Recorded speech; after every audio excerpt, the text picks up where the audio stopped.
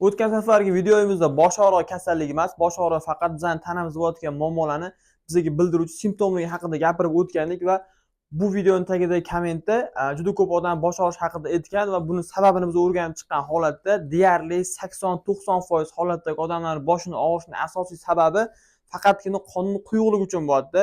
Kamdan kam holatda migren bo'ladi, kamdan kam holatda bo'yin yassi xandroz bo'ladi, kamdan kam holatda boshqa biron bir bosh ichidagi muammolar bo'lishi mumkin. Lekin deyarli 90% holatda qon quyuqligi uchun boshda kislorod, ya'ni metabolizm yaxshi bo'lmaganligi uchun og'riq kuchli bo'ladi boshda.